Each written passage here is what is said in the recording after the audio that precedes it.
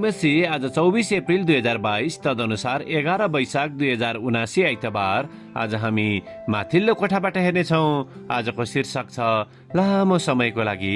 आज हामी परमेश्वरको वचन मत्ती 18 को 10 देखि 14 सम्म पाठ गर्नेछौँ।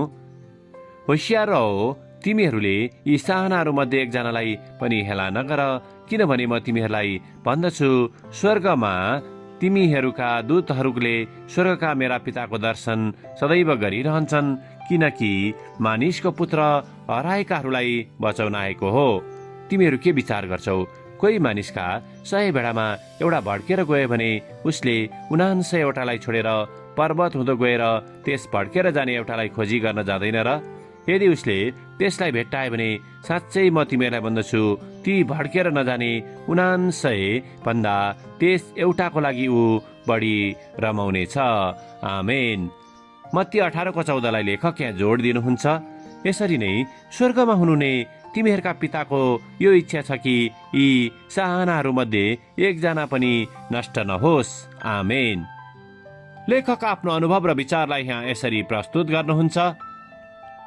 सिक्ने क्षमता नभएका वयस्कहरूको लागि मैले गतिविधि सत्रहरूको नेतृत्व गर्छु। एक दिन मेरो हेरचाहमा रहेकी एउटी महिला मेरो अनुमति बिना बाहिर हिँडिन्। उनी कतै भेटिएनन्, जसले गर्दा मलाई निकै कठिन भयो। हामीले उनलाई वरपरका सडकहरूमा खोज्यौँ। सहरमा पुगेर हामीले पुलिसलाई खबर पनि गर्यौँ। त्यो समय मलाई उनको बारेमा डर लागेर मेरो दिमागमा त्रास र भय दौडिरहेको थियो। के हुन्छ होला, कसो हुन्छ होला। केही समयपछि उनी पत्ता लागिन् भनेर पुलिसको रेडियोबाट मैले समाचार सुने। कस्तो राहत! मैले पछि थाहा पाएँ कि सहरको बीचमा रहेको चिया पसलमा जाँदै गर्दा कर्मचारी र हेरचाह गर्ने व्यक्तिद्वारा त्यो बाटोमा जहाँ उनी दयालु प्रकारले देखिएकी थिइन्।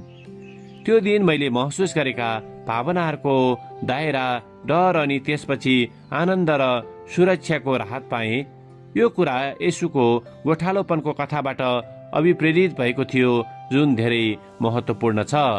हामीले सजिलै कति घुम्न सक्छौँ भनेर परमेश्वर पितालाई थाहा छ र हामीले के गर्दा पासो र खतराहरूले हामीलाई पर्खिरहेका छन् भनेर पनि उहाँलाई थाहा छ। तर परमेश्वर सबै कुरा जान्नुहुन्छ। उहाँले हामीलाई व्यक्तिगत रूपमा हाम्रो हेरचाह गर्नुहुन्छ। कतिपय छनौटहरूको लागि गहिरो ध्यान राख्दै हामीले सामना गर्ने कठिनाइहरूलाई सरल बनाउन सक्छौँ। मत्ती 18ले यो कुरा याद गराउँछ कि हामी हाम्रो प्रेमिलो परमेश्वरद्वारा चिनिन्छौँ अनि हामीले उहाँलाई कदर गर्छौँ। हामीले उहाँलाई भेट्दा खुसी हुन्छौँ। आमेन। आजको विचार, मैले सामना गरेको कुनै पनि कठिनाइमा परमेश्वर मलाई मद्दत गर्नुहुन्छ। प्रार्थना। प्रेमिलो परमेश्वर, हराएका र भड्किरहेका मानिसहरूको हेरचाह गर्नुभएकोमा धन्यवाद।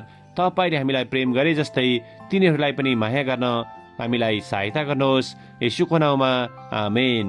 आजको लेखक रुपेट ग्रेभिल्ली, संयुक्त राज्य इङ्ल्यान्ड। आजको प्रार्थनाको विषय सिकाइ क्षमता नभएका व्यक्तिहरूका निम्ति।